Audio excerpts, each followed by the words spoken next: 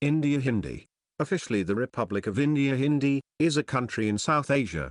It is the second most populous country, the seventh largest country by land area, and the most populous democracy in the world, bounded by the Indian Ocean on the south, the Arabian Sea on the southwest, and the Bay of Bengal on the southeast. It shares land borders with Pakistan to the west, China, Nepal, and Bhutan to the north, and Bangladesh and Myanmar to the east. In the Indian Ocean, India is in the vicinity of Sri Lanka and the Maldives. Its Andaman and Nicobar Islands share a maritime border with Thailand and Indonesia. Modern humans arrived on the Indian subcontinent from Africa no later than 55,000 years ago.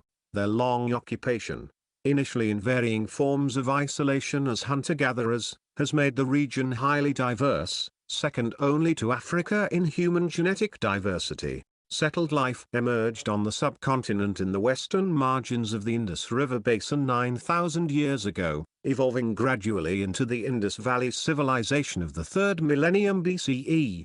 By 1200 BCE, an archaic form of Sanskrit, an Indo-European language, had diffused into India from the northwest, unfolding as the language of the Rig Veda, and recording the dawning of Hinduism in India. The Dravidian languages of India were supplanted in the northern regions. By 400 BCE, stratification and exclusion by caste had merged within Hinduism, and Buddhism and Jainism had risen, proclaiming social orders unlinked to heredity. Early political consolidations gave rise to the loose-knit Maurya and Gupta empires based in the Ganges basin. Their collective era was suffused with wide-ranging creativity, but also marked by the declining status of women, and the incorporation of untouchability into an organized system of belief. In South India, the Middle Kingdoms exported Dravidian languages, scripts and religious cultures to the kingdoms of Southeast Asia. In the early medieval era, Christianity, Islam, Judaism, and Zoroastrianism put down roots on India's southern and western coasts. Muslim armies from Central Asia intermittently overran India's northern plains, eventually establishing the Delhi Sultanate, and drawing northern India into the cosmopolitan networks of medieval Islam. In the 15th century, the Vijayanagara Empire created a long-lasting composite Hindu culture in South India. In the Punjab, Sikhism emerged, rejecting institutionalized religion. The Mughal Empire, in 1526, ushered in 2 centuries of relative peace, leaving a legacy of luminous architecture. Gradually expanding rule of the British East India Company followed, turning India into a colonial economy, but also consolidating its sovereignty. British Crown rule began in 1858. The rights promised to Indians were granted slowly, but technological changes were introduced, and ideas of education, modernity and the public life took root. A pioneering and influential nationalist movement emerged, which was noted for non-violent resistance and became their major factor in ending British rule. In 1947 the British Indian Empire was partitioned into 2 independent dominions, a Hindu-majority dominion of India and a Muslim-majority dominion of Pakistan. Amid large-scale loss of life and an unprecedented migration, India has been a secular federal republic since 1950, governed in a democratic parliamentary system. It is a pluralistic, multilingual and multi-ethnic society. India's population grew from 361 million in 1951 to 1,211 million in 2011. During the same time, its nominal per capita income increased from $64 annually to $1,498, and its literacy rate from 16.6% to 74%.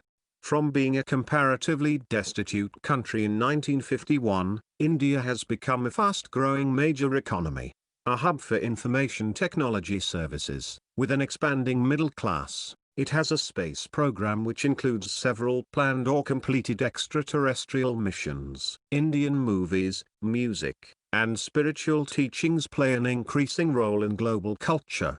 India has substantially reduced its rate of poverty, though at the cost of increasing economic inequality. India is a nuclear weapons state, which ranks high in military expenditure. It has disputes over Kashmir with its neighbors, Pakistan and China, unresolved since the mid-20th century. Among the socio-economic challenges India faces are gender inequality, child malnutrition, and rising levels of air pollution. India's land is mega-diverse, with 4 biodiversity hotspots. Its forest cover comprises 21.4% of its area. India's wildlife, which has traditionally been viewed with tolerance in India's culture, is supported among these forests, and elsewhere, in protected habitats. Etymology. According to the Oxford English Dictionary 3rd edition 2009, the name India is derived from the classical Latin India, a reference to South Asia and an uncertain region to its east, and in turn derived successively from Hellenistic Greek India, d.a. Ancient Greek Indos, d. Old Persian Hindush, an eastern province of the Achaemenid Empire, and ultimately its cognate, the Sanskrit Sindhu, or river, specifically the Indus River and, by implication, its well-settled southern basin. The ancient Greeks referred to the Indians as Endoi Como, which translates as the people of the Indus. The term Bharat, mentioned in both Indian epic poetry and the Constitution of India, Bharat gained increased currency from the mid-19th century as a native name for India. History. Ancient India. By 55,000 years ago, the first modern humans, or Homo sapiens, had arrived on the Indian subcontinent from Africa, where they had earlier evolved. The earliest known modern human remains in South Asia date to about 30,000 years ago. After 6500 BCE, evidence for domestication of food crops and animals, construction of permanent structures, and storage of agricultural surplus appeared in Megha and other sites in what is now Balochistan. These gradually developed into the Indus Valley Civilization, the first urban culture in South Asia, which flourished during 2500 to 1900 BCE in what is now Pakistan and western India, centered around cities such as Mohenjo-daro, Harappa, Dhalavira, and Kalibangan, and relying on varied forms of subsistence. The civilization engaged robustly in crafts production and wide-ranging trade. During the period 2000 to 500 BCE, many regions of the subcontinent transitioned from the Chalcolithic cultures to the Iron Age ones. The Vedas, the oldest scriptures associated with Hinduism, were composed during this period, and historians have analyzed these to posit a Vedic culture in the Punjab region and the Upper Gangetic Plain. Most historians also consider this period to have encompassed several waves of Indo-Aryan migration into the subcontinent from the northwest. The caste system, which created a hierarchy of priests, warriors, and free peasants, but which excluded indigenous peoples by labeling their occupations impure, arose during this period. On the Deccan Plateau, archaeological evidence from this period suggests the existence of a chiefdom stage of political organization. In South India, a progression to sedentary life is indicated by the large number of megalithic monuments dating from this period, as well as by nearby traces of agriculture, irrigation tanks, and craft traditions. In the late Vedic period, around the 6th century BCE, The small states and chiefdoms of the Ganges Plain and the northwestern regions had consolidated into 16 major oligarchies and monarchies that were known as the Mahajanapadas. The emerging urbanization gave rise to non-Vedic religious movements, two of which became independent religions. Jainism came into prominence during the life of its exemplar, Mahavira. Buddhism, based on the teachings of Gautama Buddha, attracted followers from all social classes excepting the middle class. Chronicling the life of the Buddha was central to the beginnings of recorded history in India. In an age of increasing urban wealth, both religions held up renunciation as an ideal, and both established long-lasting monastic traditions. Politically, by the 3rd century BCE, the kingdom of Magadha had annexed or reduced other states to emerge as the Mauryan Empire. The empire was once thought to have controlled most of the subcontinent except the far south, but its core regions are now thought to have been separated by large autonomous areas. The Mauryan kings are known as much for their empire building and determined management of public life as for Ashoka's renunciation of militarism and far-flung advocacy of the Buddhist Dhamma. The Sangama literature of the Tamil language reveals that, between 200 BCE and 200 CE, the southern peninsula was ruled by the Cholas, the Cholas, and the Pandyas, dynasties that traded extensively with the Roman Empire and with West and Southeast Asia. In North India, Hinduism asserted patriarchal control within the family, leading to increased subordination of women. By the 4th and 5th centuries, the Gupta Empire had created a complex system of administration and taxation in the Greater Ganges Plain. This system became a model for later Indian kingdoms. Under the Guptas, a renewed Hinduism based on devotion, rather than the management of ritual, began to assert itself. This renewal was reflected in a flowering of sculpture and architecture, which found patrons among an urban elite. Classical Sanskrit literature flowered as well, and Indian science, astronomy, medicine, and mathematics made significant advances. Medieval India. The Indian early medieval age, 600 CE to 1200 CE, is defined by regional kingdoms and cultural diversity. When Harshaw of Kannauj, who ruled much of the Indo-Gangetic plain from 606 to 647 CE, attempted to expand southwards, he was defeated by the Chalukya ruler of the Deccan. When his successor attempted to expand eastwards, he was defeated by the Pala king of Bengal. When the Chalukyas attempted to expand southwards, they were defeated by the Pallavas from farther south, who in turn were opposed by the Pandyas and the Cholas from still farther south. No ruler of this period was able to create an empire and consistently control lands much beyond his core region. During this time, pastoral peoples, whose land had been cleared to make way for the growing agricultural economy, were accommodated within caste society, as were new non-traditional ruling classes. The caste system consequently began to show regional differences. In the 6th and 7th centuries, the first devotional hymns were created in the Tamil language. They were imitated all over India and led to both the resurgence of Hinduism and the development of all modern languages of the subcontinent. Indian royalty, big and small, and the temples they patronized drew citizens in great numbers to the capital cities, which became economic hubs as well. Temple towns of various sizes began to appear everywhere as India underwent another urbanization. By the 8th and 9th centuries, the effects were felt in Southeast Asia, as South Indian culture and political systems were exported to lands that became part of modern-day Myanmar, Thailand, Laos, Cambodia, Vietnam, Philippines, Malaysia, and Java. Indian merchants, scholars, and sometimes armies were involved in this transmission. Southeast Asians took the initiative as well, with many sojourning in Indian seminaries and translating Buddhist and Hindu texts into their languages. After the 10th century, Muslim Central Asian nomadic clans, using swift horse cavalry and raising vast armies united by ethnicity and religion, repeatedly overran South Asia's northwestern plains, leading eventually to the establishment of the Islamic Delhi Sultanate in 1206. The Sultanate was to control much of North India and to make many forays into South India. Although at first disruptive for the Indian elites, the Sultanate largely left its vast non-Muslim subject population to its own laws and customs. By repeatedly repulsing Mongol raiders in the 13th century, the Sultanate saved India from the devastation visited on West and Central Asia, setting the scene for centuries of migration of fleeing soldiers, learned men, mystics, traders, artists, and artisans from that region into the subcontinent, thereby creating a syncretic Indo-Islamic culture in the north.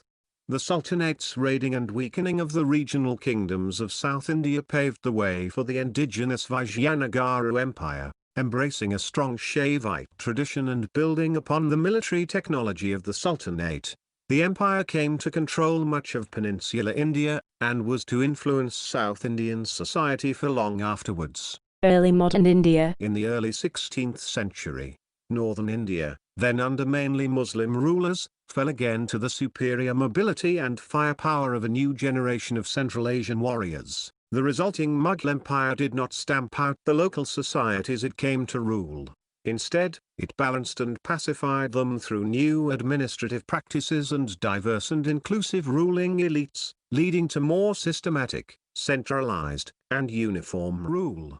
Eschewing tribal bonds and Islamic identity, especially under Akbar, the Mughals united their far-flung realms through loyalty, expressed through a Persianized culture, to an emperor who had near-divine status. The Mughal state's economic policies, deriving most revenues from agriculture and mandating that taxes be paid in the well-regulated silver currency, caused peasants and artisans to enter larger markets. The relative peace maintained by the empire during much of the 17th century was a factor in India's economic expansion, resulting in greater patronage of painting, literary forms, textiles, and architecture. Newly coherent social groups in northern and western India, such as the Marathas, the Rajputs, and the Sikhs, gained military and governing ambitions during Mughal rule, which, through collaboration or adversity, gave them both recognition and military experience. Expanding commerce during Mughal rule gave rise to new Indian commercial and political elites along the coasts of southern and eastern India. As the empire disintegrated, many among these elites were able to seek and control their own affairs. By the early 18th century, with the lines between commercial and political dominance being increasingly blurred, a number of European trading companies, including the English East India Company, had established coastal outposts. The East India Company's control of the seas, greater resources, and more advanced military training and technology led it to increasingly flex its military muscle and caused it to become attractive to a portion of the Indian elite. These factors were crucial in allowing the company to gain control over the Bengal region by 1765 and sideline the other European companies. Its further access to the riches of Bengal and the subsequent increased strength and size of its army enabled it to annex or subdue most of India by the 1820s. India was then no longer exporting manufactured goods as it long had, but was instead supplying the British Empire with raw materials. Many historians consider this to be the onset of India's colonial period. By this time, with its economic power severely curtailed by the British Parliament and having effectively been made an arm of British administration, the company began more consciously to enter non-economic arenas like education, social reform, and culture. Modern India. Historians consider India's modern age to have begun sometime between 1848 and 1885. The appointment in 1848 of Lord Dalhousie as Governor-General of the East India Company set the stage for changes essential to a modern state. These included the consolidation and demarcation of sovereignty, the surveillance of the population, and the education of citizens. Technological changes, among them, railways, canals, and the telegraph, were introduced not long after their introduction in Europe. However, disaffection with the company also grew during this time and set off the Indian Rebellion of 1857. Fed by diverse resentments and perceptions, including invasive British-style social reforms, harsh land taxes, and summary treatment of some rich landowners and princes, the rebellion rocked many regions of northern and central India and shook the foundations of company rule. Although the rebellion was suppressed by 1858, it led to the dissolution of the East India Company and the direct administration of India by the British government. Proclaiming a unitary state and a gradual but limited British-style parliamentary system, the new rulers also protected princes and landed gentry as a feudal safeguard against future unrest. In the decades following, public life gradually emerged all over India, leading eventually to the founding of the Indian National Congress in 1885. The rush of technology and the commercialization of agriculture in the second half of the 19th century was marked by economic setbacks, and many small farmers became dependent on the whims of faraway markets. There was an increase in the number of large-scale famines, and, despite the risks of infrastructure development borne by Indian taxpayers, little industrial employment was generated for Indians. There were also salutary effects. Commercial cropping, especially in the newly canalled Punjab, led to increased food production for internal consumption. The railway network provided critical famine relief, notably reduced the cost of moving goods, and helped nascent Indian-owned industry. After World War I, in which approximately 1 million Indians served, a new period began. It was marked by British reforms but also repressive legislation, by more strident Indian calls for self-rule, and by the beginnings of a non-violent movement of non-cooperation, of which Mohandas Karamchand Gandhi would become the leader and enduring symbol. During the 1930s, slow legislative reform was enacted by the British. The Indian National Congress won victories in the resulting elections. The next decade was beset with crises. Indian participation in World War II, the Congress's final push for non-cooperation, and an upsurge of Muslim nationalism, all were capped by the advent of independence in 1947, but tempered by the partition of India into two states, India and Pakistan. Vital to India's self-image as an independent nation was its constitution, completed in 1950, which put in place a secular and democratic republic. It has remained a democracy with civil liberties, an active Supreme Court, and a largely independent press. Economic liberalization, which began in the 1990s, has created a large urban middle class, transformed India into one of the world's fastest-growing economies, and increased its geopolitical clout. Indian movies, music, and spiritual teachings play an increasing role in global culture. Yet, India is also shaped by seemingly unyielding poverty, both rural and urban, by religious and caste-related violence, by Maoist-inspired Naxalite insurgencies, and by separatism in Jammu and Kashmir and in northeast India. It has unresolved territorial disputes with China and with Pakistan. India's sustained democratic freedoms are unique among the world's newer nations. However, in spite of its recent economic successes, freedom from want for its disadvantaged population remains a goal yet to be achieved. Geography. India accounts for the bulk of the Indian subcontinent, lying atop the Indian tectonic plate, a part of the Indo-Australian plate. India's defining geological processes began 75 million years ago when the Indian plate, then part of the southern supercontinent Gondwana, began a northeastward drift caused by seafloor spreading to its southwest, and later, south and southeast. Simultaneously, the vast Tethyan oceanic crust, to its northeast, began to subduct under the Eurasian plate.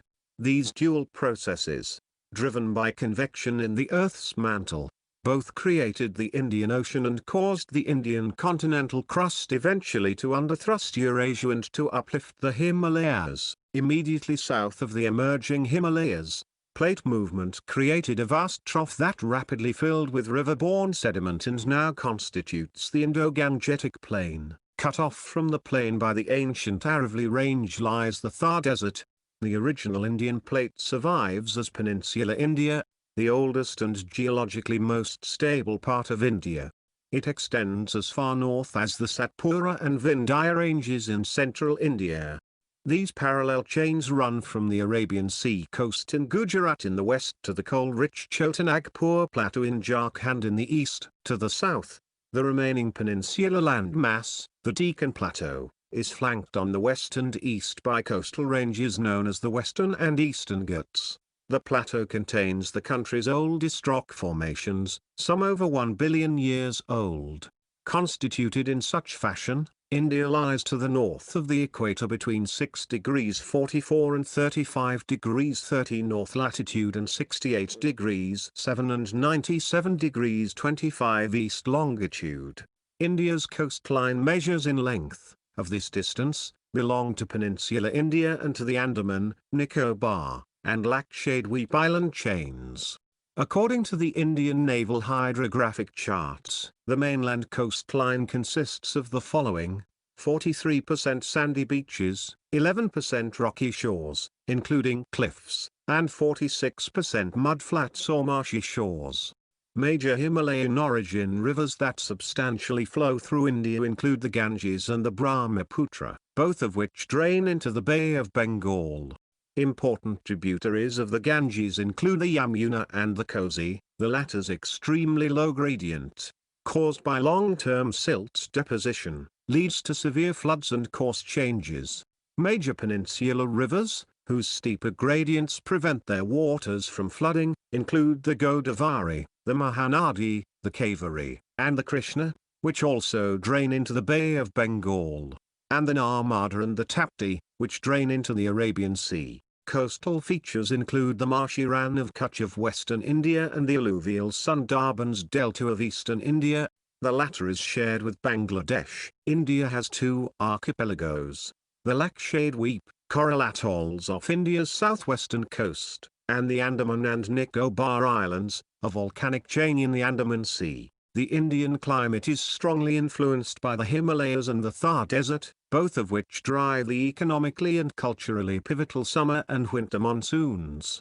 The Himalayas prevent cold Central Asian ktabatic winds from blowing in, keeping the bulk of the Indian subcontinent warmer than most locations at similar latitudes. The Thar Desert plays a crucial role in attracting the moisture-laden southwest summer monsoon winds that, between June and October, provide the majority of India's rainfall. Four major climatic groupings predominate in India: tropical wet, tropical dry, subtropical humid, and montan. Biodiversity. India is a megadiverse country, a term employed for 17 countries which display high biological diversity and contain many species exclusively indigenous, or endemic, to them. India is a habitat for 8.6% of all mammal species, 13.7% of bird species, 7.9% of reptile species, 6% of amphibian species, 12.2% of fish species, and 6.0% of all flowering plant species. Fully a third of Indian plant species are endemic. India also contains 4 of the world's 34 biodiversity hotspots. India's forest cover is, which is 21.35% of the country's total land area. It can be subdivided further into broad categories of canopy density, or the proportion of the area of a forest covered by its tree canopy. Very dense forest, whose canopy density is greater than 70%, occupies 61% of India's land area. And the luxuriant Ficus religiosa, or peepul, which is displayed on the ancient seals of Mohenjo-daro, and under which the Buddha is recorded in the Pali Canon to have sought enlightenment. Many Indian species have descended from those of Gondwana, the southern supercontinent from which India separated more than 100 million years ago. India's subsequent collision with Eurasia set off a mass exchange of species. However, volcanism and climatic changes later caused the extinction of many endemic Indian forms. Still later, mammals entered India from Asia through 2 zoogeographical passes flanking the Himalayas. This had the effect of lowering endemism among India's mammals, which stands at 12.6%, contrasting with 45.8% among reptiles and 55.8% among amphibians. Notable endemics are the vulnerable hooded leaf monkey and the threatened Beddoes toad of the Western Ghats. India contains 172 designated threatened animal species, or 2.9% of endangered forms. These include the endangered Bengal tiger and the Ganges river dolphin. Critically endangered species include the gharial, a crocodilian, the great Indian bustard, and the Indian white-rumped vulture, which has become nearly extinct by having ingested the carrion of diclofenac-treated cattle. The pervasive and ecologically devastating human encroachment of recent decades has critically endangered Indian wildlife. In response, the system of national parks and protected areas, first established in 1935, was expanded substantially. In 1972, India enacted the Wildlife Protection Act and Project Tiger to safeguard crucial wilderness. The Forest Conservation Act was enacted in 1980 and amendments added in 1988. India hosts more than 500 wildlife sanctuaries and 13 biosphere reserves, 4 of which are part of the World Network of Biosphere Reserves.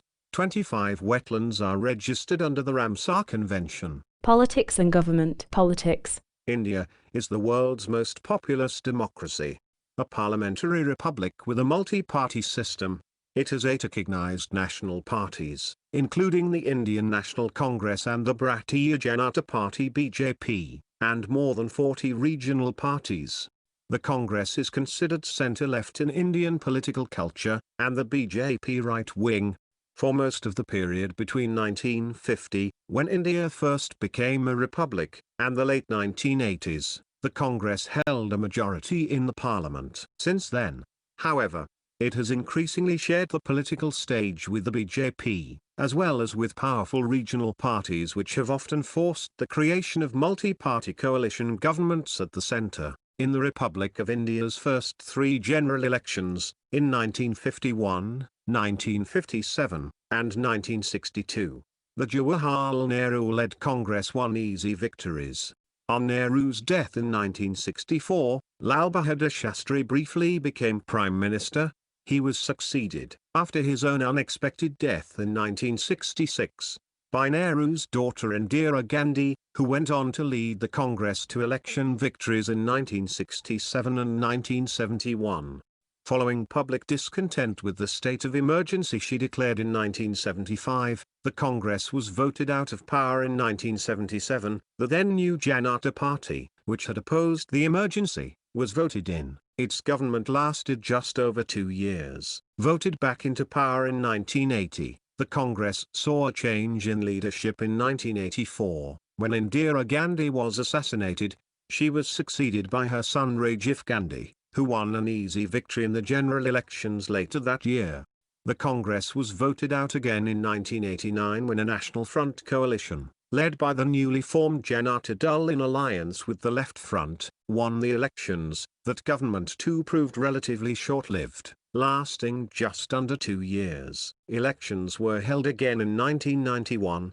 No party won an absolute majority.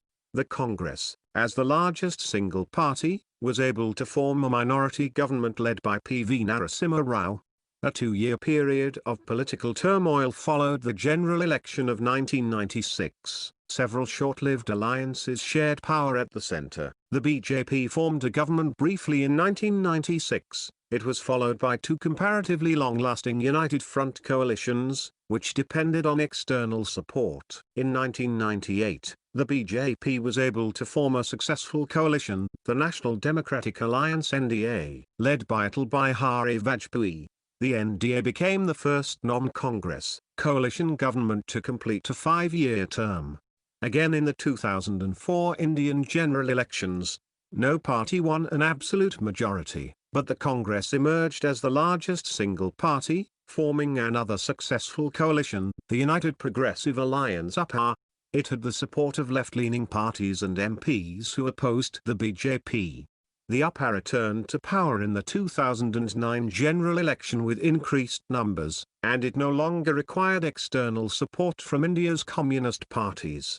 That year, Manmohan Singh became the first Prime Minister since Jawaharlal Nehru in 1957 and 1962 to be re-elected to a consecutive 5-year term. In the 2014 general election, the BJP became the first political party since 1984 to win a majority and govern without the support of other parties. The incumbent Prime Minister is Narendra Modi, a former Chief Minister of Gujarat. On the 20th of July 2017, Ramnath Kovind was elected India's 14th president and took the oath of office on the 25th of July 2017. Government. India is a federation with a parliamentary system governed under the Constitution of India, the country's supreme legal document. It is a constitutional republic and representative democracy, in which majority rule is tempered by minority rights protected by law. Federalism in India defines the power distribution between the Union and the states. The Constitution of India, which came into effect on the 26th of January 1950, originally stated India to be a sovereign, democratic republic. This characterization was amended in 1971 to a sovereign, socialist, secular, democratic republic. India's form of government, traditionally described as quasi-federal with a strong centre and weak states, has grown increasingly federal since the late 1990s as a result of political, economic, and social changes. The Government of India comprises three branches: executive. The President of India is the ceremonial head of state, who is elected indirectly for a 5-year term by an electoral college comprising members of national and state legislatures. The Prime Minister of India is the head of government and exercises most executive power, appointed by the President. The Prime Minister is by convention supported by the party or political alliance having a majority of seats in the lower house of Parliament. The executive of the Indian government consists of the President, the Vice President, and the Union Council of Ministers, with the Cabinet being its executive committee, headed by the Prime Minister. Any minister holding a portfolio must be a member of one of the Houses of Parliament. In the Indian parliamentary system, the executive is subordinate to the legislature. The Prime Minister and their council are directly responsible to the lower house of the Parliament. Civil servants act as permanent executives and all decisions of the executive are implemented by them. Legislature. The legislature of India is the bicameral parliament. Operating under a Westminster-style parliamentary system, it comprises an upper house called the Rajya Sabha Council of States and a lower house called the Lok Sabha House of the People. The Rajya Sabha is a permanent body of 245 members who serve staggered 6-year terms. Most are elected indirectly by the state and union territorial legislatures in numbers proportional to their state's share of the national population. All but 2 of the Lok Sabha's 545 members are elected directly by popular vote. They represent single-member constituencies for 5-year terms. The remaining 2 members are nominated by the President from among the Anglo-Indian community, in case the President decides they are not adequately represented. Judiciary. India has a 3-tier unitary independent judiciary comprising the Supreme Court, headed by the Chief Justice of India, 25 high courts, and a large number of trial courts. The Supreme Court has original jurisdiction over cases involving fundamental rights and over disputes between states and the centre and has appellate jurisdiction over the high courts. It has the power to both strike down union or state laws which contravene the Constitution, and invalidate any government action it deems unconstitutional. Administrative divisions. India is a federal union comprising 28 states and 8 union territories. All states, as well as the union territories of Jammu and Kashmir, Puducherry and the National Capital Territory of Delhi, have elected legislatures and governments following the Westminster system of governance. The remaining 5 union territories are directly ruled by the central government through appointed administrators. In 1956, under the States Reorganization Act, states were reorganized on a linguistic basis. There are over 250,000 local government bodies at city, town, block, district and village levels. Foreign, economic and strategic relations. In the 1950s, India strongly supported decolonization in Africa and Asia and played a leading role in the non-aligned movement. After initially cordial relations with neighboring China, India went to war with China in 1962. and was widely thought to have been humiliated. India has had tense relations with neighboring Pakistan. The two nations have gone to war 4 times, in 1947, 1965, 1971, and 1999. 3 of these wars were fought over the disputed territory of Kashmir, while the fourth, the 1971 war, followed from India's support for the independence of Bangladesh.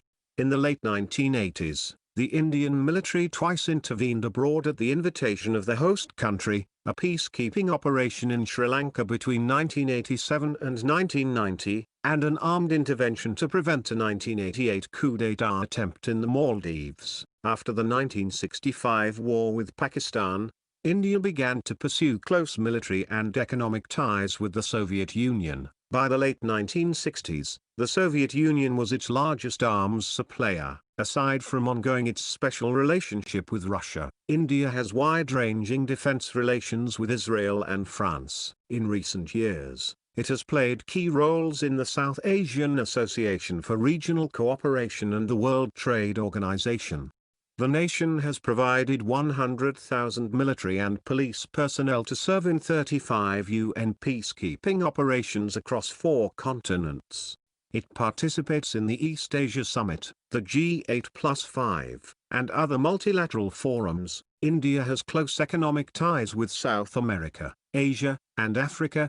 It pursues a Look East policy that seeks to strengthen partnerships with the ASEAN nations, Japan, and South Korea that revolve around many issues, but especially those involving economic investment and regional security. China's nuclear test of 1964, as well as its repeated threats to intervene in support of Pakistan in the 1965 war, convinced India to develop nuclear weapons. India conducted its first nuclear weapons test in 1974 and carried out additional underground testing in 1998. Despite criticism and military sanctions, India has signed neither the Comprehensive Nuclear Test Ban Treaty nor the Nuclear Non-Proliferation Treaty, considering both to be flawed and discriminatory.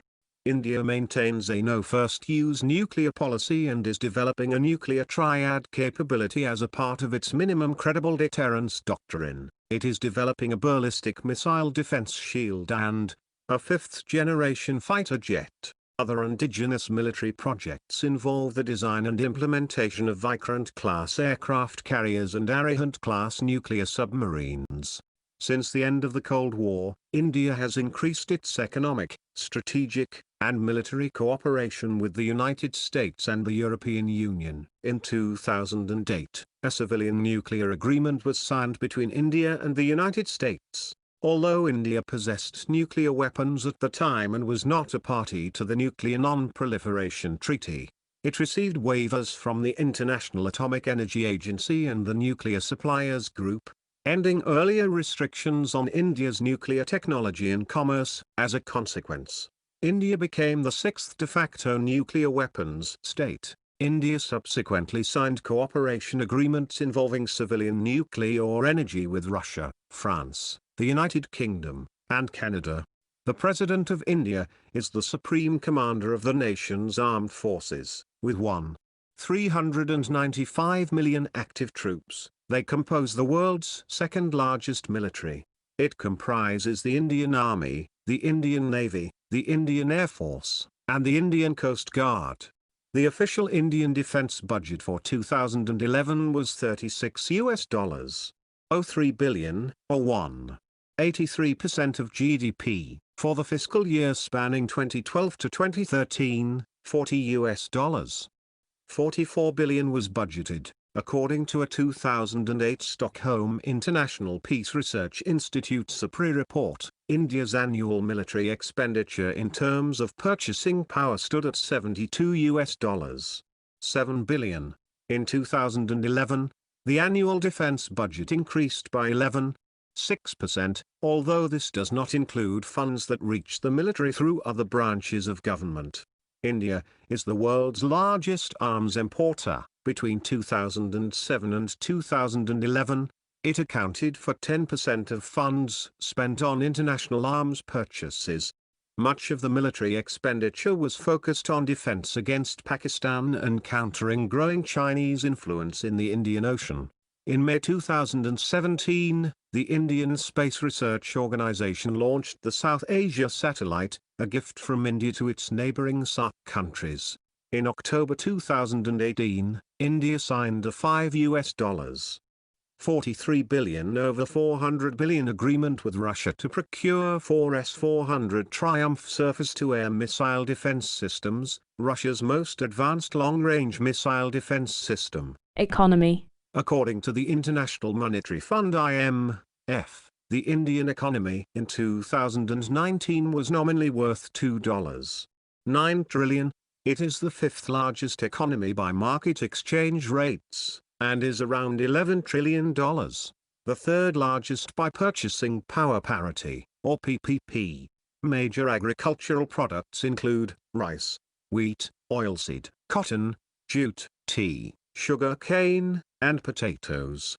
Major industries include textiles, telecommunications, chemicals, pharmaceuticals, biotechnology, food processing, steel, transport equipment, cement, mining, petroleum, machinery, and software. In 2006, the share of external trade in India's GDP stood at 24%, up from 6% in 1985. In 2008, India's share of world trade was 1.68%. In 2011, India was the world's 10th largest importer and the 19th largest exporter. Major exports include petroleum products, textile goods, jewelry, software, engineering goods, chemicals, and manufactured leather goods. Major imports include crude oil, machinery, gems, fertilizer, and chemicals. Between 2001 and 2011, the contribution of petrochemical and engineering goods to total exports grew from 14% to 42%. India was the world's second largest textile exporter after China in the 2013 calendar year, averaging an economic growth rate of 7.5% for several years prior to 2007. India has more than doubled its hourly wage rates during the first decade of the 21st century. Some 431 million Indians have left poverty since 1985. India's middle classes are projected to number around 580 million by 2030. Though ranking 51st in global competitiveness, India ranks 17th in financial market sophistication, 24th in the banking sector, 44th in business sophistication, and 39th in innovation, ahead of several advanced economies. With 7 of the world's top 15 information technology outsourcing companies based in India, the country is viewed as the second most favorable outsourcing destination after the United States. India's consumer market, the world's 11th largest, is expected to become 5th largest by 2030. Driven by growth, India's nominal GDP per capita increased steadily from $329 in 1991, when economic liberalization began, to $1,265 in 2010, to an estimated $1,723 in 2016.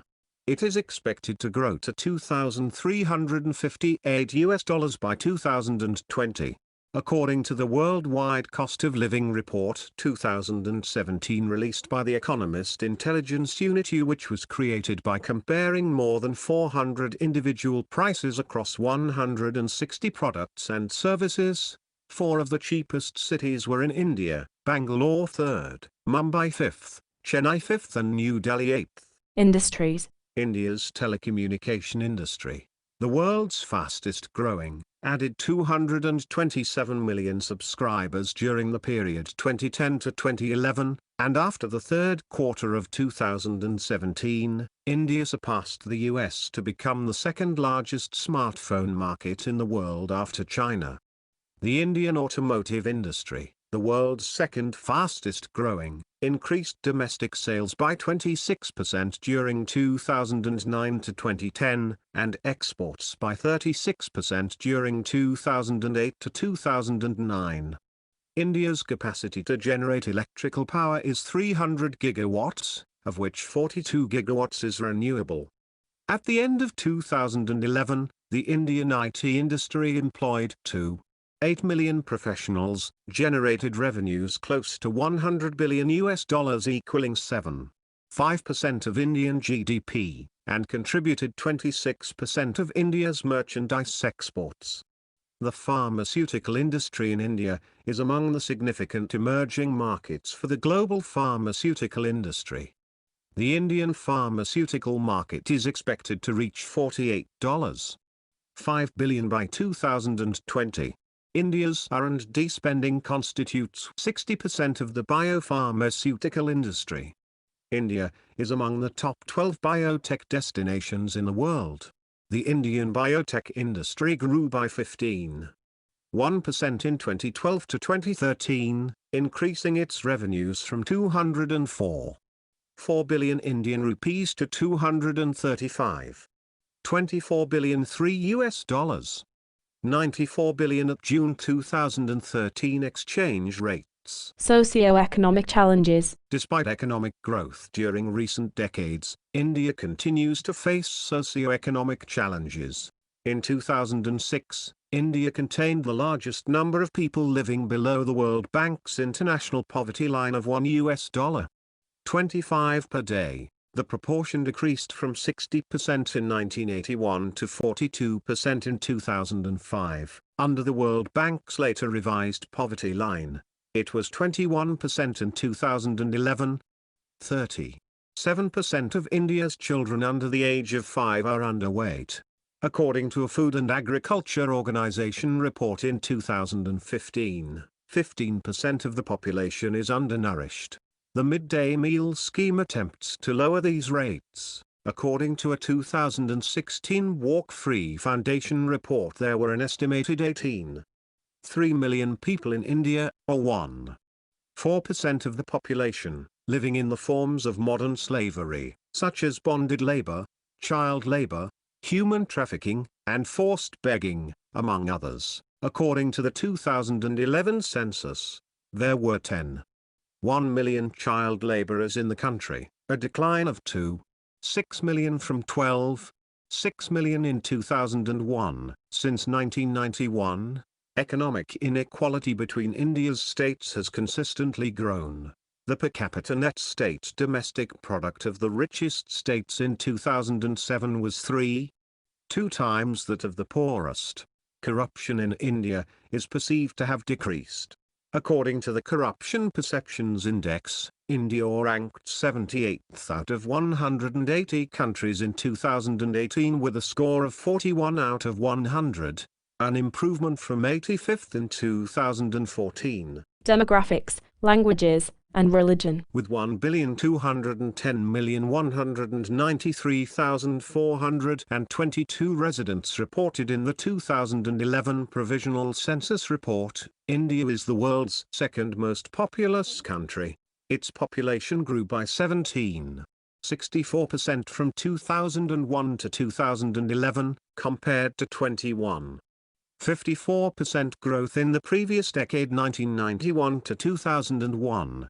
The human sex ratio, according to the 2011 census, is 940 females per 1,000 males. The median age was 27.6. The first post-colonial census, conducted in 1951, counted 361 million people.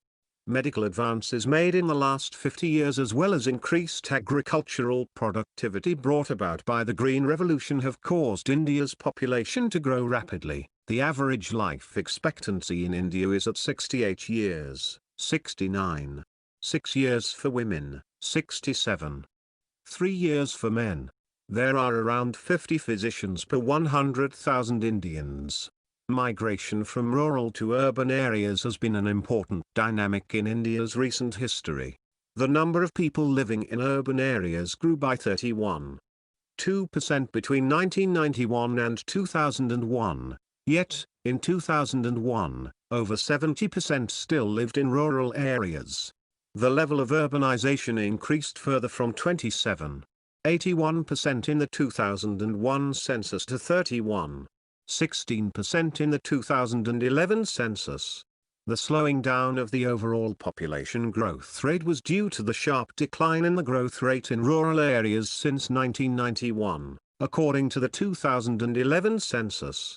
There are 53 million plus urban agglomerations in India, among them Mumbai, Delhi, Kolkata, Chennai, Bangalore, Hyderabad, and Ahmedabad, in decreasing order by population. The literacy rate in 2011 was 74.04%, 65.46% among females and 82.14% among males. The rural-urban literacy gap, which was 21.2 percentage points in 2001, dropped to 16.1 percentage points in 2011.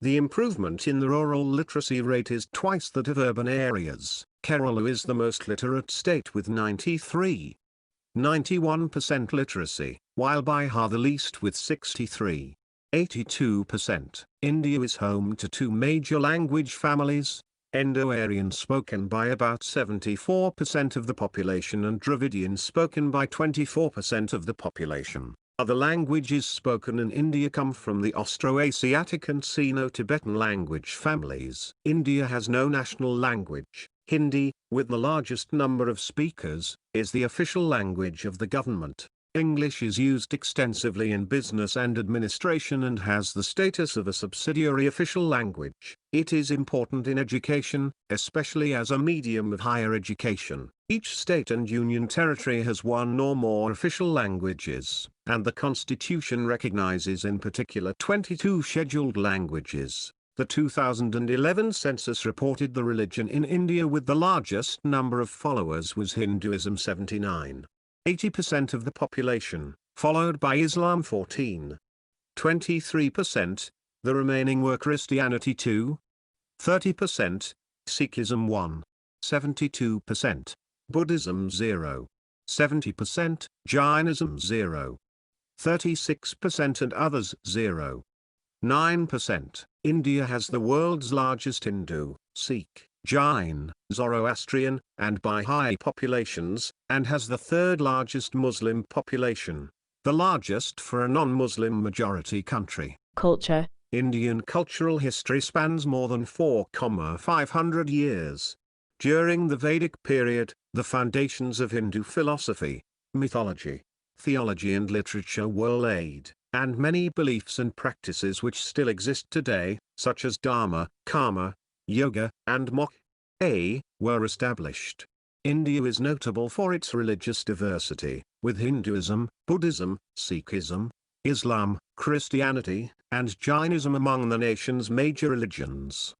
The predominant religion, Hinduism, has been shaped by various historical schools of thought, including those of the Upanishads, the Yoga Sutras, the Bhakti movement, and by Buddhist philosophy. Art, architecture and literature. Much of Indian architecture, including the Taj Mahal, other works of Mughal architecture, and South Indian architecture, blends ancient local traditions with imported styles. Vernacular architecture is also regional in its flavors. Vastu Shastra, literally science of construction or architecture and ascribed to Momini Mayan, explores how the laws of nature affect human dwellings. It employs precise geometry and directional alignments to reflect perceived cosmic constructs. As applied in Hindu temple architecture, it is influenced by the Shilpa Shastras, a series of foundational texts whose basic mythological form is the Vastupurash or mandala, a square that embodied the Absolute. The Taj Mahal, built in Agra between 1631 and 1648 by orders of Emperor Shah Jahan in memory of his wife, has been described in the UNESCO World Heritage List as the jewel of Muslim art in India and one of the universally admired masterpieces of the world's heritage. Indo-Saracenic Revival architecture, developed by the British in the late 19th century, drew on Indo-Islamic architecture. The earliest literature in India, composed between 1500 BCE and 1200 CE, was in the Sanskrit language.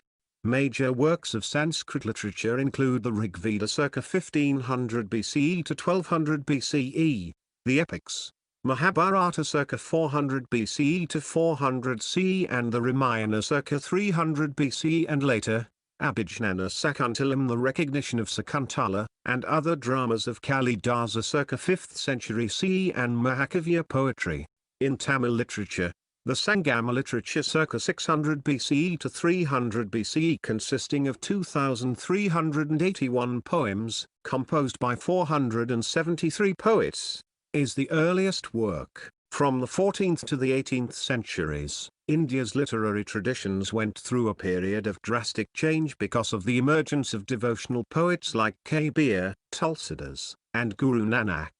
This period was characterized by a varied and wide spectrum of thought and expression. As a consequence, medieval Indian literary works differed significantly from classical traditions. In the 19th century, Indian writers took a new interest in social questions and psychological descriptions. In the 20th century, Indian literature was influenced by the works of the Bengali poet and novelist Rabindranath Tagore, who was a recipient of the Nobel Prize in Literature. Performing arts and media. Indian music ranges over various traditions and regional styles.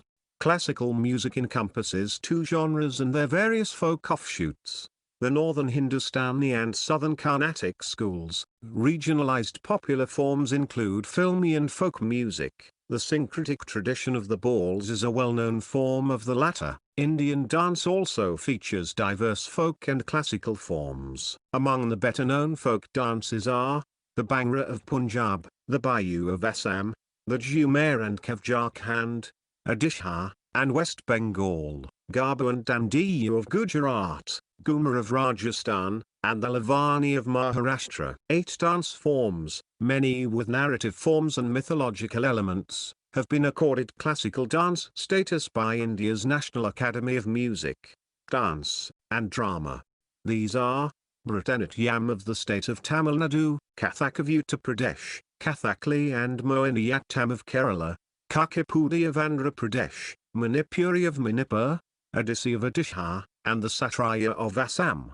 Theatre in India melds music, dance, and improvised or written dialogue, often based on Hindu mythology, but also borrowing from medieval romances or social and political events. Indian theatre includes the Bhavai of Gujarat, the Jatra of West Bengal, the Nautanki and Ramala of North India, Tamasha of Maharashtra, Burakatha of Andhra Pradesh, Tirukkuttu of Tamil Nadu, and the Yakshagana of Karnataka. India has a theatre training institute, the National School of Drama NSD, that is situated at New Delhi. It is an autonomous organisation under the Ministry of Culture, Government of India. The Indian film industry produces the world's most watched cinema. Established regional cinematic traditions exist in the Assamese, Bengali, Bhojpuri, Hindi, Kannada, Malayalam, Punjabi, Gujarati, Marathi, Odia, Tamil, and Telugu languages. The Hindi language film industry, Bollywood, is the largest sector, representing 43% of box office revenue, followed by the South Indian Telugu and Tamil film industries, which represent 36% combined. Television broadcasting began in India in 1959 as a state-run medium of communication and expanded slowly for more than 2 decades.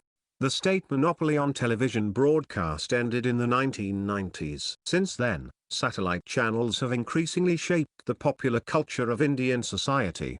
Today, television is the most penetrative media in India. Industry estimates indicate that there are over 554 million TV consumers, 462 million with satellite or cable connections, compared to other forms of mass media such as the press, 350 million, radio 156 million, or internet 37 million. Society. Traditional Indian society is sometimes defined by social hierarchy. The Indian caste system embodies much of the social stratification and many of the social restrictions found in the Indian subcontinent. Social classes are defined by thousands of endogamous hereditary groups, often termed as jatis, or castes. India declared untouchability to be legal in 1947 and has since enacted other anti-discriminatory laws and social welfare initiatives at the workplace in urban India, and in international or leading Indian companies. Caste-related identification has pretty much lost its importance. Family values are important in the Indian tradition, and multi-generational patriarchal joint families have been the norm in India. Though nuclear families are becoming common in urban areas, an overwhelming majority of Indians, with their consent, have their marriages arranged by their parents or other family elders.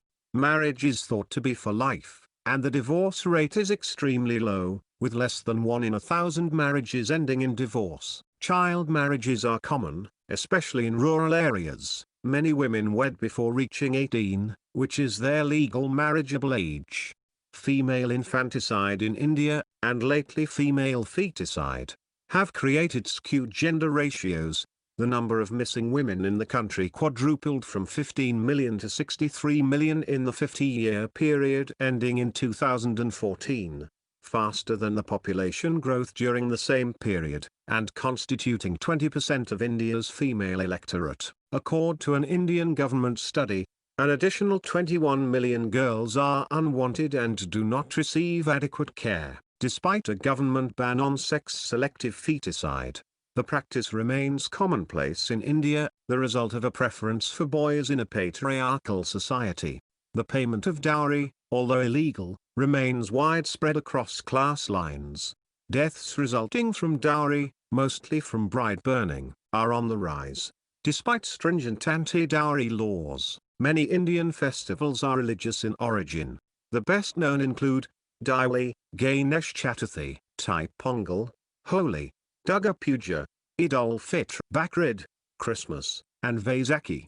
Clothing. The most widely worn traditional dress in India, for both women and men, from ancient times until the advent of modern times, was draped. For women it eventually took the form of a sari, a single long piece of cloth, famously 6 yards long, and of width spanning the lower body. It too is tied around the waist and wrapped. The pants can be wide and baggy, or they can be cut quite narrow, on the bias, in which case they are called churidas. The kameez is a long shirt or tunic. The side seams are left open below the waistline, which gives the wearer greater freedom of movement.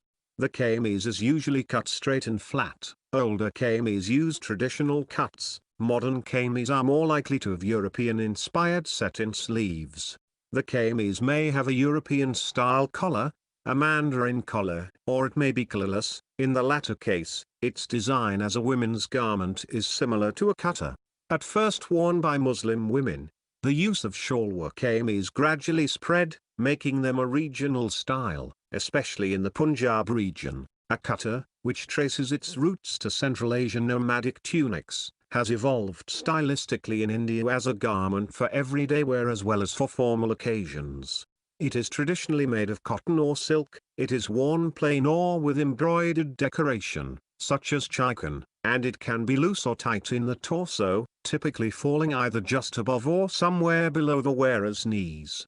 In the last 50 years, fashions have changed a great deal in India. Increasingly, in urban settings in northern India, the sari is no longer the apparel of everyday wear, transformed instead into one for formal occasions. The traditional shalwar kameez is rarely worn by younger women, who favor churidas or jeans. Is seldom seen in the cities. They have been also shaped by Islamic rule, particularly that of the Mughals, by the arrival of the Portuguese on India's southwestern shores, and by British rule. These three influences are reflected, respectively, in the dishes of pilaf and biryani, the vindaloo, and the tiffin and the railway mutton curry. Earlier, the Columbian exchange had brought the potato, the tomato, maize, peanuts, cashew nuts, pineapples, guavas, and most notably, chili peppers, to India. Each became staples of use. In turn, the spice trade between India and Europe was a catalyst for Europe's age of discovery.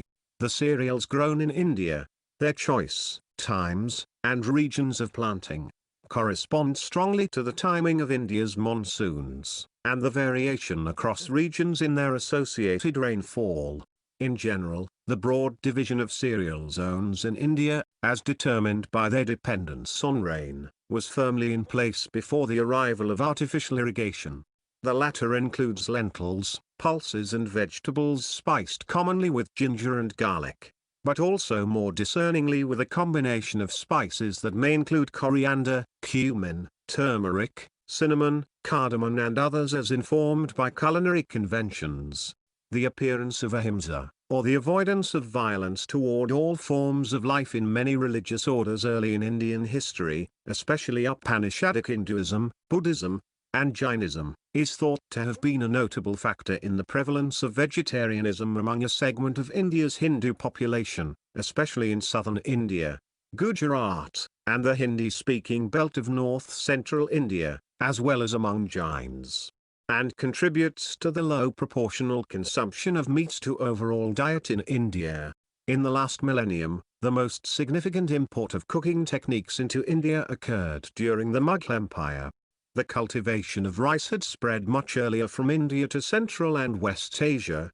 However, it was during Mughal rule that dishes, such as the pilaf, and cooking techniques such as the marinating of meat in yogurt, spread into northern India from regions to its northwest. To the simple yogurt marinade of Persia, onions, garlic, almonds, and spices began to be added in India. In food served in restaurants in urban North India, and internationally, the diversity of Indian food has been partially concealed by the dominance of Punjabi cuisine. This was caused in large part by an entrepreneurial response among people from the Punjab region who had been displaced by the 1947 partition of India, and had arrived in India as refugees. Major domestic competitions include the Indian Premier League, which is the most watched cricket league in the world and ranks 6th among all sports leagues. India has hosted or co-hosted several international sporting events: the 1951 and 1982 Asian Games, the 1987, 1996, and 2011 Cricket World Cup tournaments, the 2003 Afro-Asian Games, the 2006 ICC Champions Trophy, the 2010 Hockey World Cup, the 2010 Commonwealth Games, and the 2017 FIFA U17 World Cup. Major international sporting events held annually in India include the Chennai Open, the Mumbai Marathon, the Delhi Half Marathon, and the Indian Masters. The first Formula One Indian Grand Prix featured in late 2011 but has been discontinued from the F1 season calendar since 2014. India has traditionally been the dominant country at the South Asian Games. An example of this dominance is the basketball competition where the Indian team won 3 out of 4 tournaments to date.